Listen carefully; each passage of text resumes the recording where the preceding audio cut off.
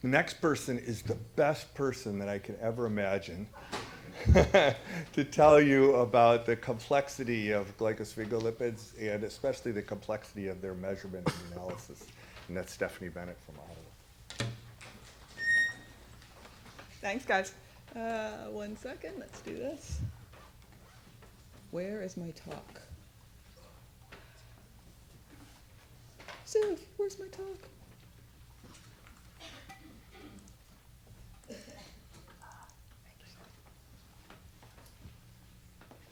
Okay, awesome. Okay, so thanks so much, guys. Spoiler alert, there's 3 things I want you to take home from this, because likely I will have to speed up talking towards as I get to the end.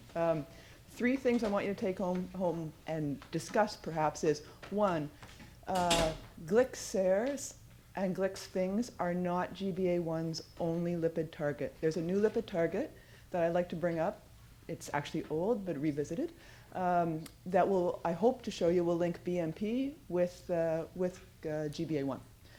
Thing number 2 is I am, as some of my other colleagues have done disclaimers, I am not a geneticist. So you will not see, and the talks that just came up are perfect because they gave you all the citations for what I didn't put the citations up for, just in case, because you're all here, that I was misciting a genetic report. Wait till you see.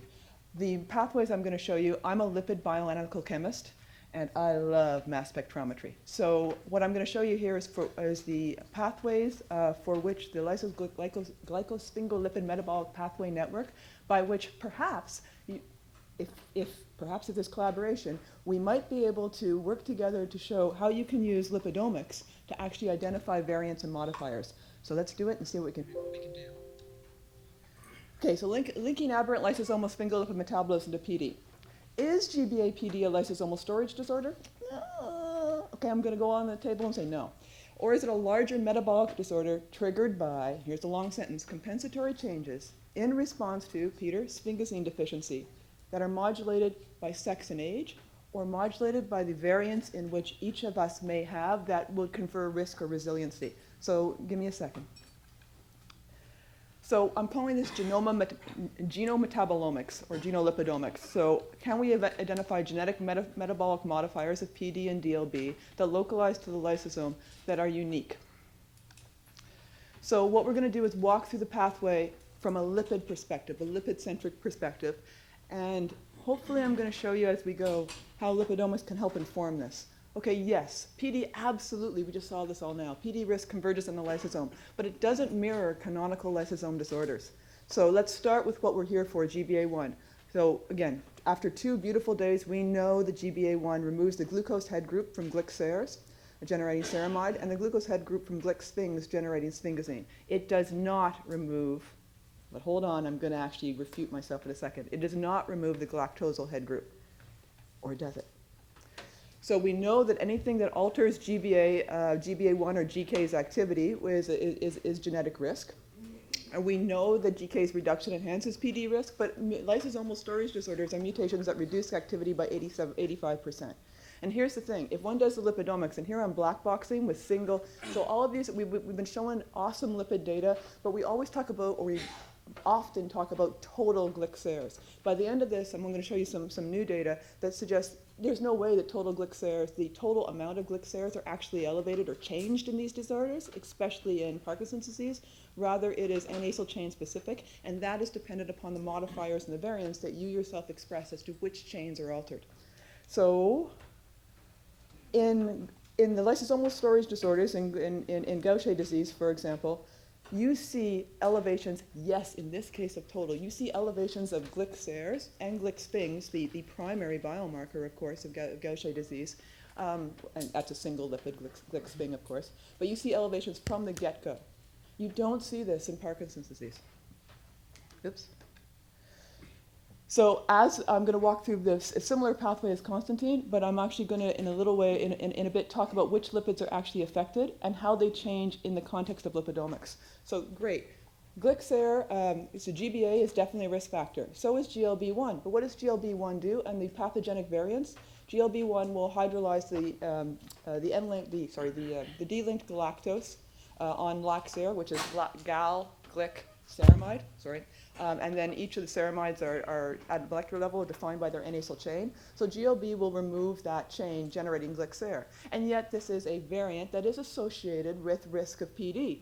Its obvious effect would not to be to elevate at the molecular level specific glycsaires or total glycsair. In fact, glycsair would be reduced, right? So the burden of rare variants that encode enzymes that sequentially dismantle the sugars of complex glycosphingolipids enhance risk. They don't all converge on an elevation of either the multiple glycsaires or the glycsphings, but they're all there. So what is happening?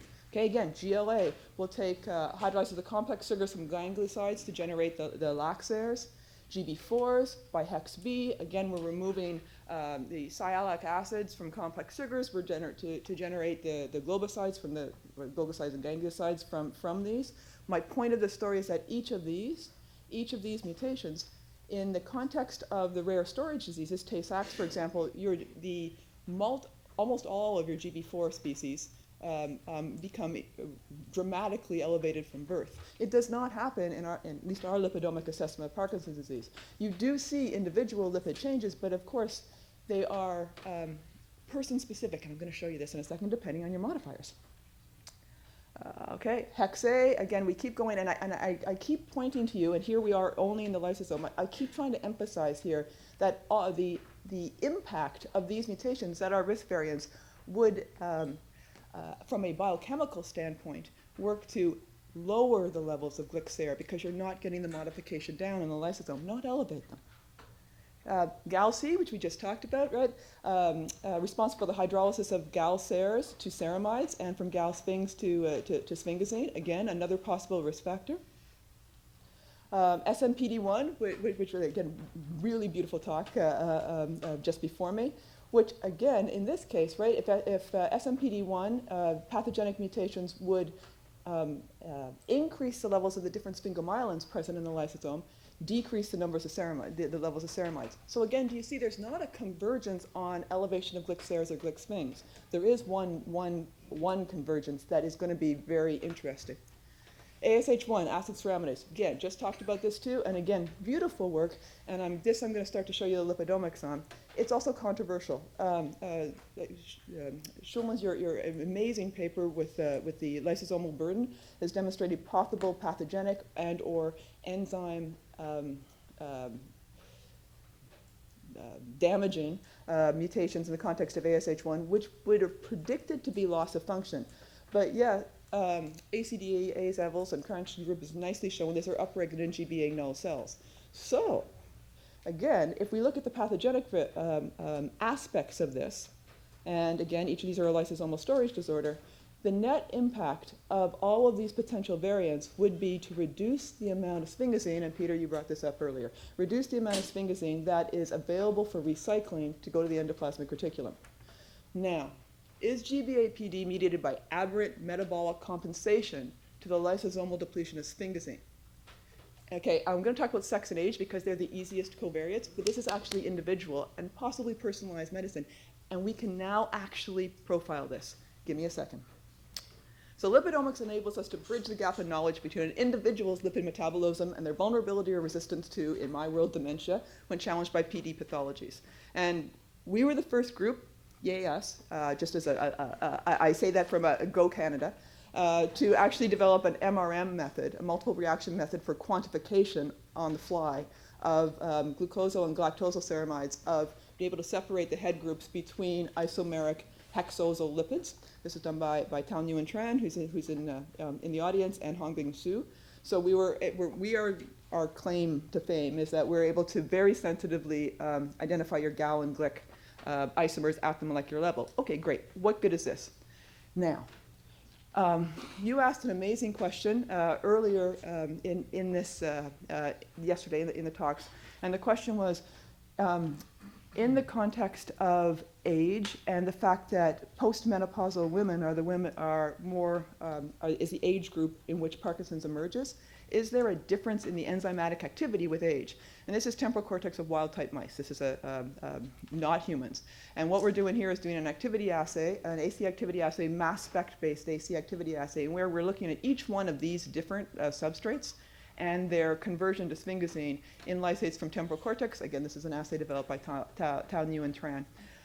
And you can see here that with age, 1 to 3 months of age to 6 to 9 months of age, this is actually hot off the press data, we see that acid ceramidase activity decreases with age. And yet, the other sort of bioinformatic breakthrough, this is done with my close collaborator Miroslava Kluperlovich-Kulf, we've got a new means of looking at steady-state lipidomics. Steady-state lipidomics. So you cannot get enzyme kinetics from steady-state lipidomics. You get from lipidomics abundances of species A and species B in steady state in the plasma, right? You can't, and what is the plasma? The plasma is, I think you called it an angiogram, Peter, but I like to call it a lipidomic profile of what's actually happening systemically. But what your abundances are in your plasma are coming from other cells, coming through this entire network of cells through in the context of the cellular lipidome that is released through various means. There are exosomes conjugated to type 4, type 5, BSA, or human SA, circulating in the plasma. That's how lipids are in your plasma and moved around. So what you're getting there is a lipidomic profile of what's happening throughout all the cells. Okay, so what pathway activation is then is our bioinformatic analysis is not kinetic rates of enzymes, can't do that, but from steady state lipidomics, these are individual people, you can get how strong a given pathway is in the systemic readout. Okay, now why is that so powerful? Because it's so beautiful. Because, for example, this is human data, and this is from Rachel Saunders-Pullman's cohort. We're looking, and you saw some of this in Casey's talk yesterday. We're looking at hex SARs. Here I am not separating the Glick and Gal head group in this particular case. We're looking at control women and control men, and GBA women and GBA men. And this is the strength of the pathway, not the enzyme activity, but the strength of the conversion of D18-1, 18-1 hex SAR to D18-1, 18-1 hex sphing. And what you can see here, so this is the activity, so D18-1, both of these, Glick and Gal SAR, to both of these Gal sphing. So we're looking at the activity of we're looking at the strength of the pathway mediated by acid ceramidase in the lysosome, not the acid ceramidase activity. Can't do that with steady state. You can do the pathway strength though. And you can see here that, as Casey presented, that in GBA men, overall, by average and statistically significant, you see an increase in acid ceramidase you see an increase in the pathway, in this pathway activation relative to controls, despite the fact, we believe, that over time and over age, the actual activity of the enzyme is going down. So this is a compensatory response. You don't see it statistically in women. But look at this. This is the power. This is something that I would love to work with all of you with. See the individual points here. This male is equivalent to this female, is equivalent to both these males and females. So if one can take all of these pathway activation strengths and map them back onto the network by which these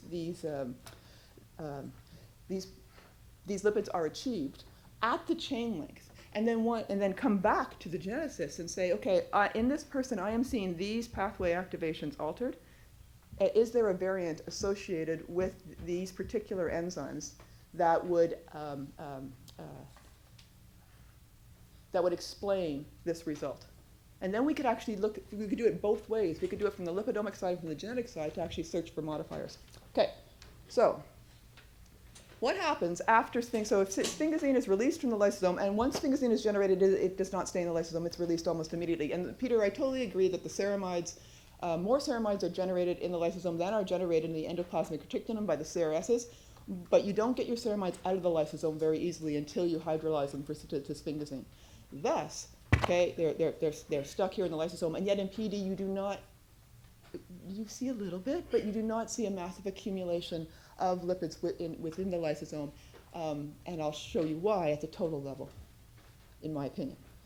Okay, so the SARs are then transported from the ER to the Golgi, and there is one other risk factor. All the blue genes here are the genes associated with PD risks that we found through meta-analysis, that I found for this, I want to be careful, for this talk by meta-analysis. We haven't done the meta-analyses. We're also getting ST3-GAL5, which is an enzyme that takes the complex, adds complex sugars to lac SARs to generate GM3, and again, it's a monogenic disease. What you don't see, at least in our lipidomic profiling, is total levels of, for example, LOX-Ares going up, but there are specific LOX-Ares, suggesting then that perhaps those folks might show those variants if we could double check this. Okay? So then, on the cool side, from the cell side, your lipids are transported to the plasma membrane. They either go directly, your gals either go directly from the ER to the plasma membrane with a transporter encoded by FAP-P2, or vesicular transport, and you get to the membrane. In the membranes, you can be released as extracellular vesicles, where we can read them out in plasma lipidomes, and they can be endocytosed. Here comes the next part of the story. They can be endocytosed back into the lysosome. There are one other enzyme still at the plasma membrane that's linked to PD risk, the SMPD1, which is primarily found in the lysosome, but can also be found in the plasma membrane with a lower activity given the pH.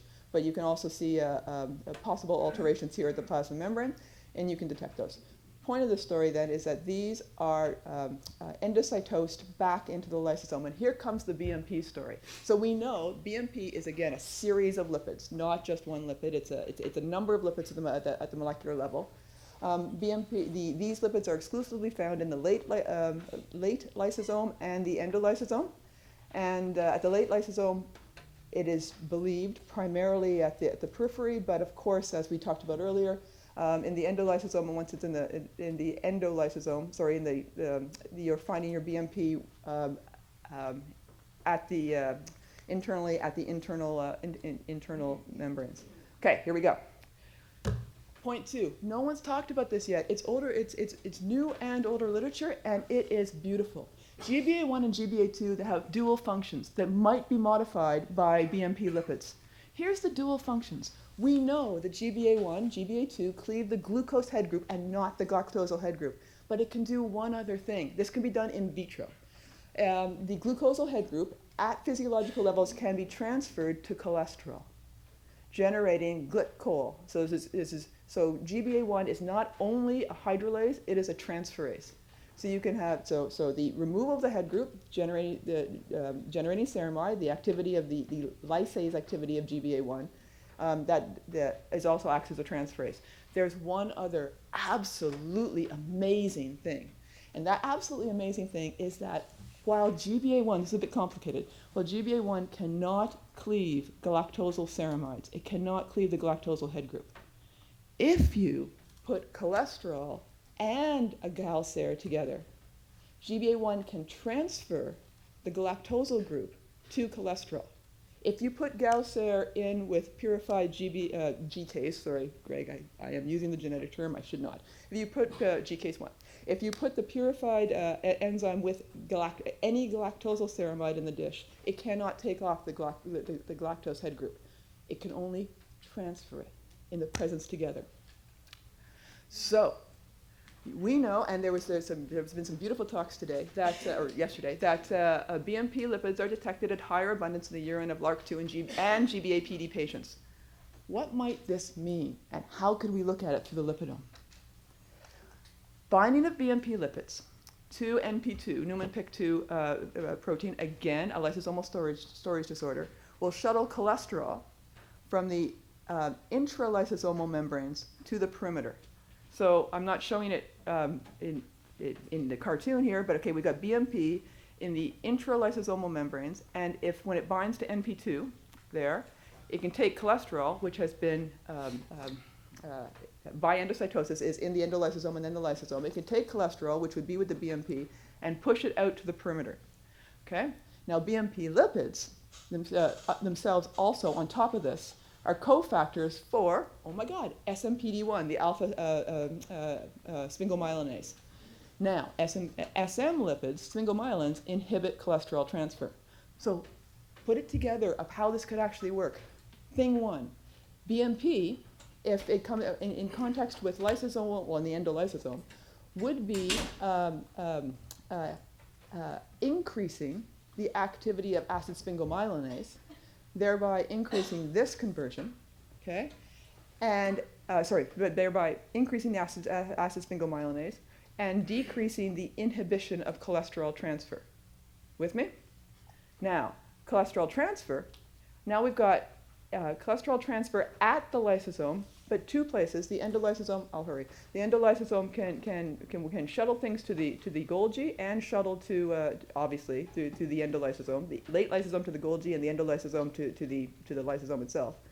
What you would see here is that in the presence of GBA, or GCase, you can get not only in wild type the conversion of glycser to glycosphing, but you would also in a competitory reaction, the conversion of glycser to glycol, a new mediator. You also will get the conversion by both GBA2 and in the lysosome by GBA1 to this beautiful gal-col connection. Is this a new method? A new means another mechanism by which there could be a change in pathology.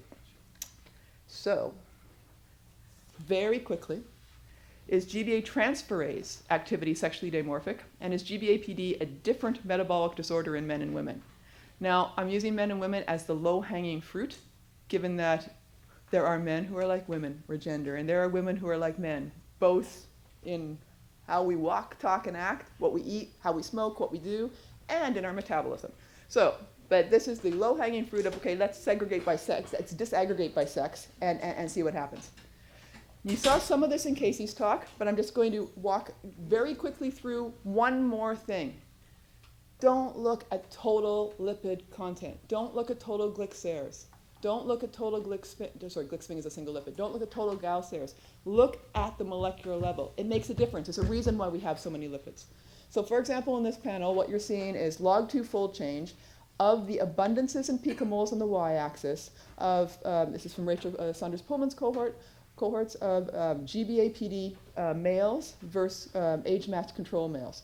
Small circles indicate that there is no statistical change in abundance levels of each of these different lipid species. Y-axis shows you log-fold differences in the abundances of different species.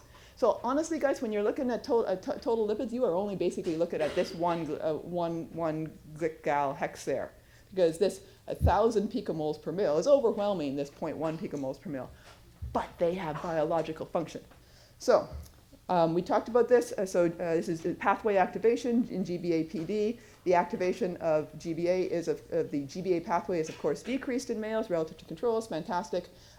Casey went through this before. Males are acid ceramidase. The pathway of conversion of hex seres to hex sphinx in this case is increased in males, and so males are shuttling their glycseres, the GBA males, to hex sphinx.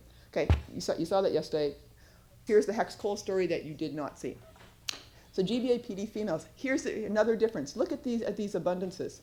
The abundances of, and the larger circles indicate the statistical significance of these long-chain fatty acids. These are higher, elevated in women, not in men, in this cohort. And what one can see here is that women are shunting their glucosal head groups, in this case glucosyl-galactosyl. I'm not showing you the split between glucosyl and galactosyl because I don't want to be stupid. But I want to collaborate with you, so I want to show you the truth. So women are shunting their elevated head groups ineffectively in some cases to hex col. So GBA loss of function, this is a different biosignature in women overall on a statistical level, with abundances of long change hexair D18-1, so sphingosine modified glucosyl and galactosyl lipids to hex col. And I'll end with that, but can I get a hallelujah, or at least some level of yes, that the lipidome itself can be profiled individually, and going beyond abundances, but going to the network of pathway activation. You could take possibly a given patient and come back to the geneticists and say, is there a difference in this pathway? Here are the enzymes that regulate this pathway. Can you find me any variants that associate with this abundance and this N-acyl chain, this molecular species? And if that converged with the genetic studies, we might be able to accelerate the identification of modifiers that are specific to individual people. So please, please, please, anyone with these cohorts, the African cohort, I would love to see some plasma on that. We profile 1,462 sphingolipids. I want to profile you, okay? So the metabolic intersection of age and sex influences response to GBA variants localizing to the lysosome. Here I speed up. Women and men metabolically respond differently to GBA mutation. Network and pathway analyses of steady state abundances can be used to identify disruptions in pathways that occur differently in men and women, but also occur differently in a personalized medicine standpoint. Men shunt hexares to hex-sping. And yeah, we've definitely done the GLICs. But anyway, and women shunt or GB and or I didn't say this. Their GBA transferase activity is reduced. Both their transferase and their lysase activity is reduced. That's another possibility, which we need the genetics for, such that hexares and hexcols accumulate in GBA women. Ta-da! Thank you, thank you, thank you. It was a real pleasure.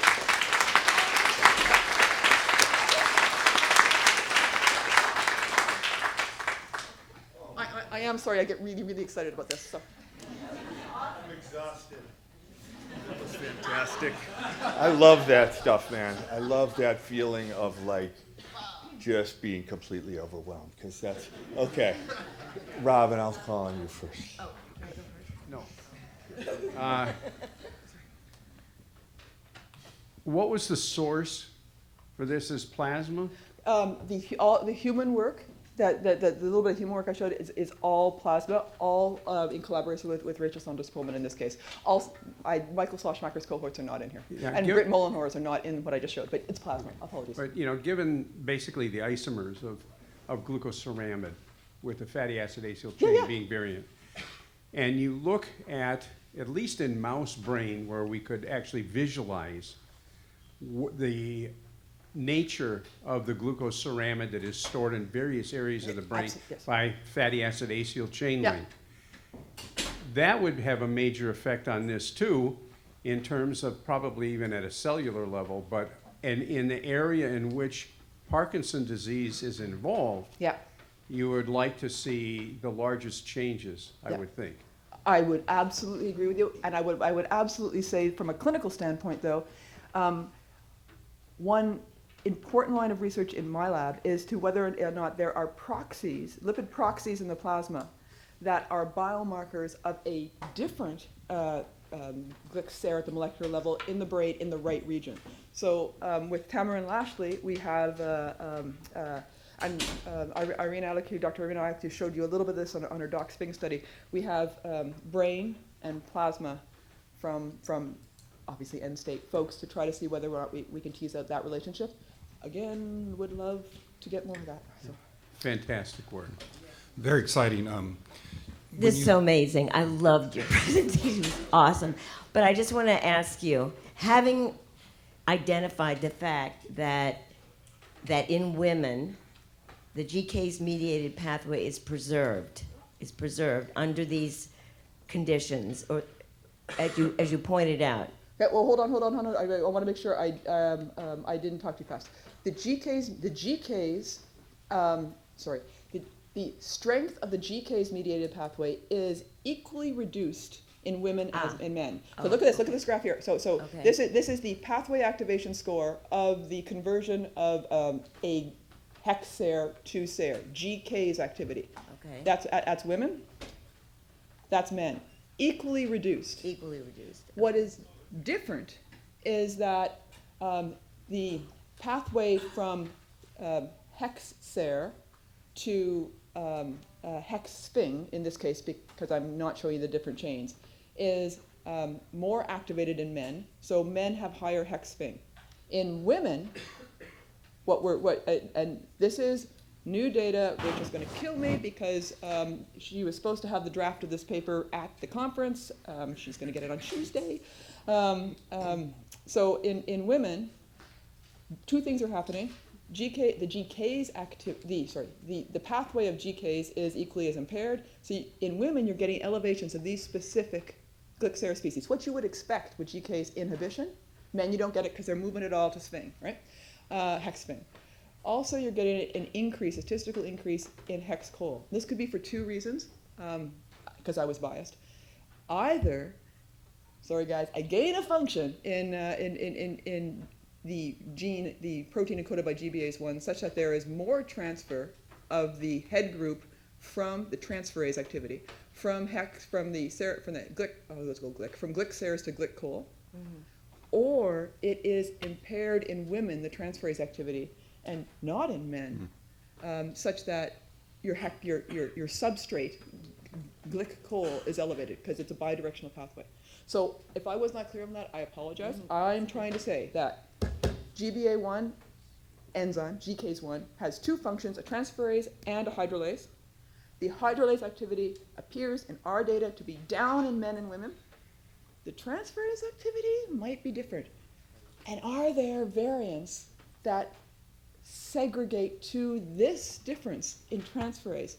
Because, yeah, I went with the low-hanging fruit, because that's what one does.